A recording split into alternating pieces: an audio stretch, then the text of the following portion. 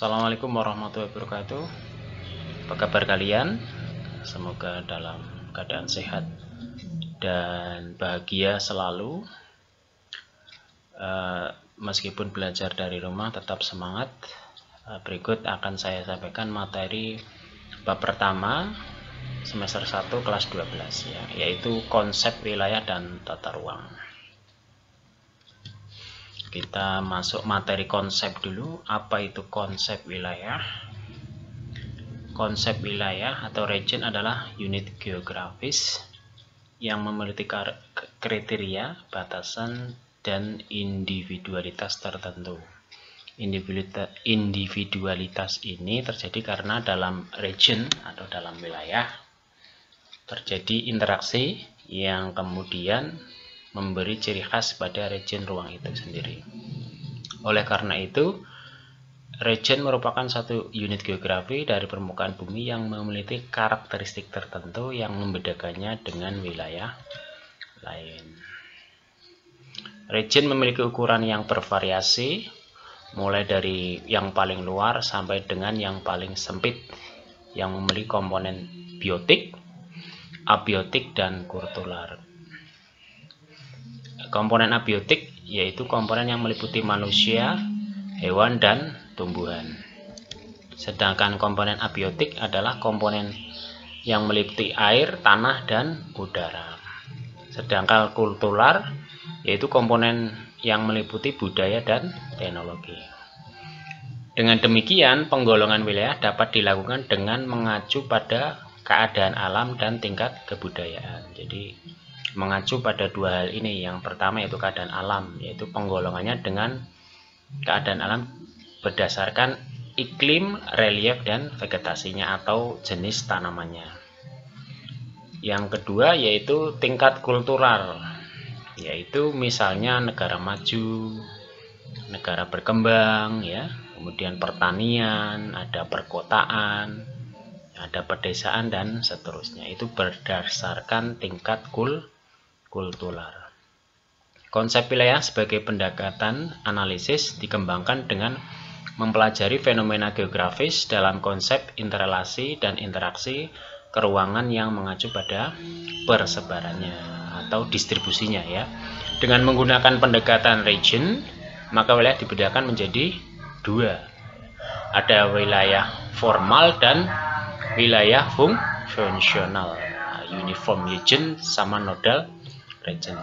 Kita bahas yang pertama yaitu wilayah formal. Apa itu wilayah formal? Wilayah formal atau uniform region merupakan wilayah geografis yang memiliki keseragaman atau kesamaan berdasarkan kriteria tertentu, misalnya daerah pedesaan ya, atau daerah pertanian, seterusnya. Nah, kesamaan ini menjadi sifat karakteristik wilayah yang membedakan dengan wilayah lain. Awalnya kriteria yang digunakan bersifat alamiah, kemudian berkembang menggunakan kriteria ekonomi ya, kemudian ada kriteria yang lain ya. Yang kedua yaitu wilayah fungsional. Apa itu wilayah fungsional atau nodal?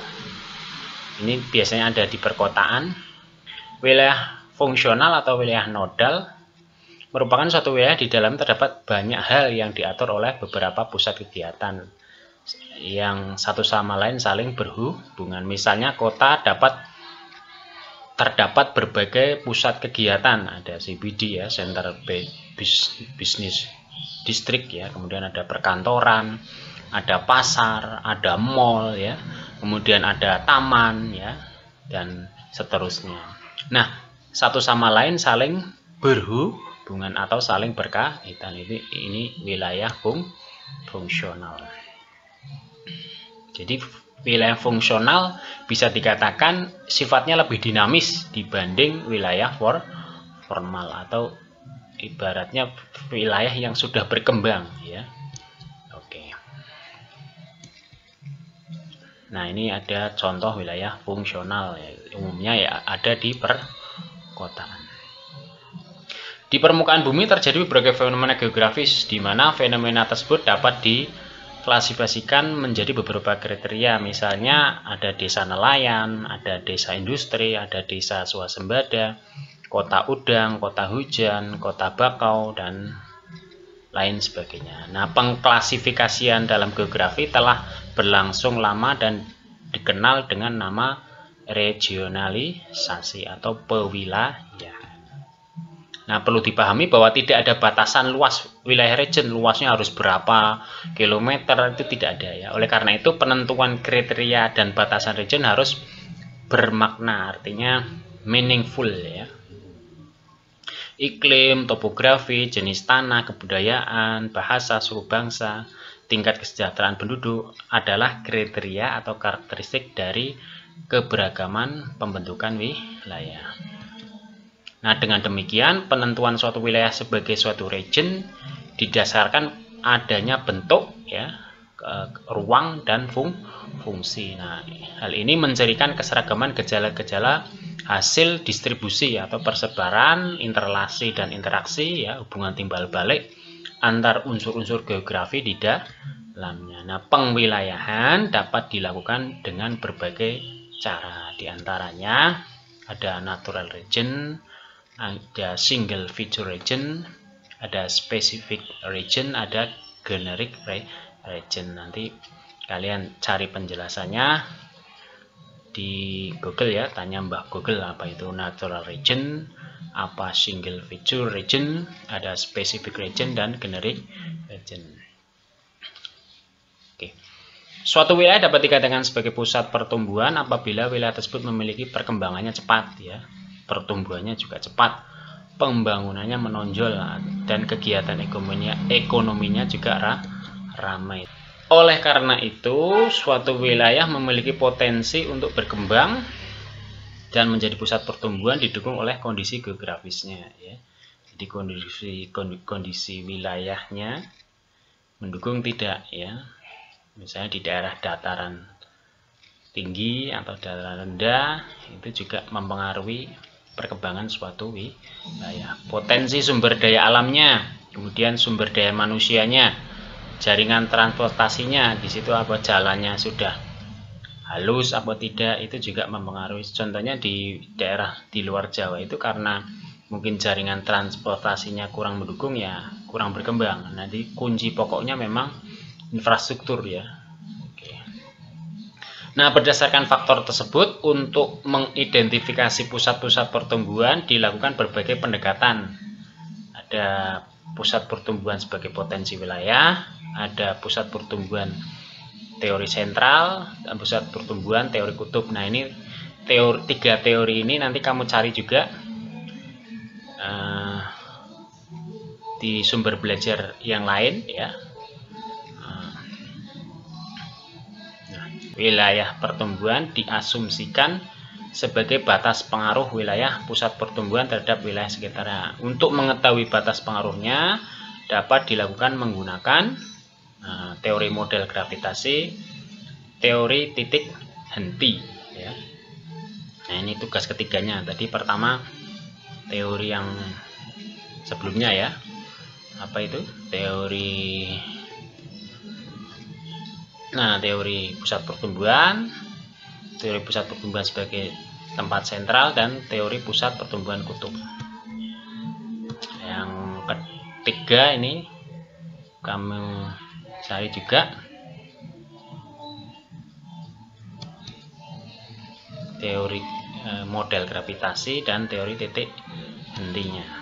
Nah, kedua model teori di atas dapat digunakan untuk menghitung aliran transportasi ya, lalu lintasnya, kemudian migrasi penduduk antar dua wilayah, jumlah penduduk yang cenderung menggunakan tempat pusat ya. Jadi ada nanti suatu tempat atau suatu fasilitas ingin dibangun, nah menggunakan teori ini, tepatnya di mana, apakah mendekati kota A, apakah kota B ya, gitu.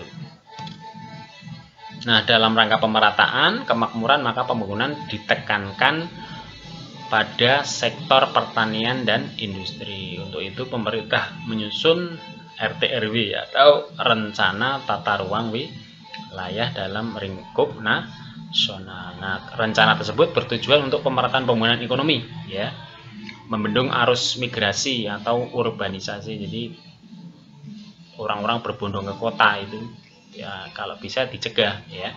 Kemudian untuk mencapai 8 jalur pemerataan pembangunan ekonomi.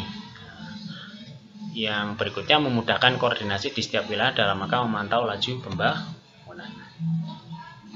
Nah, untuk mencapai tujuan tersebut, wilayah pusat pertumbuhan pembangunan dikelompokkan menjadi wilayah A yang pusat pertumbuhannya di Medan, kemudian wilayah pembangunan B, pusat pertumbuhannya di Jakarta, kemudian wilayah pembangunan C, pusat pertumbuhan di Surabaya, kemudian wilayah pembangunan D, pusat pertumbuhannya di Makassar. Nah, ini pusat yang pertama atau wilayah pembangunan utama di Medan, ini pusat pertumbuhannya. Nah, subnya kota yang dikembangkan meliputi Provinsi Aceh dan Sumatera Utara, berpusat di Medan ya. Sedangkan yang kedua subnya ada Sumatera Barat, Riau, berpusat di Pekanbaru.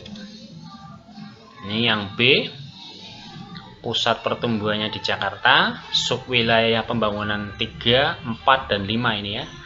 Yang ketiga di Jambi, Sumatera Selatan, dan Bengkulu, berpusat di Palembang. Yang keempat Lampung, Jawa Barat, Jawa Tengah, dan DIY berpusat di Jakarta. Kemudian Kalimantan Barat berpusat di Pontianak. Oke, kemudian yang C, pusat pertumbuhannya di Surabaya. Ini sub wilayah 6 dan 7 ya. Yang 6 itu di Jawa Timur dan Bali, pusatnya di Surabaya. Kemudian yang 7 Kalimantan Selatan, Kalimantan Tengah, dan Kalimantan Timur, berpusat di Balikpapan dan Samarinda. Ini yang terakhir wilayah Makassar 8, 9, 10 ya. Bisa kalian lihat yang 8 itu Nusa NTB, NTT, Sulawesi Selatan, Sulawesi Tenggara, berpusat di Makassar. Kemudian yang 9 Sulawesi Tengah, Sulawesi Utara, berpusat di Manado. Kemudian yang ke-10 Maluku dan Papua, berpusat di Sorong. Oke ya. Kemudian materi berikutnya nanti akan saya sampaikan mengenai tata ruang wilayah. Oke, itu dulu materi dari saya di pertemuan pertama. Jangan lupa nanti tulis komentar di bawah. Oke, saya dulu. Wassalamualaikum warahmatullahi wabarakatuh.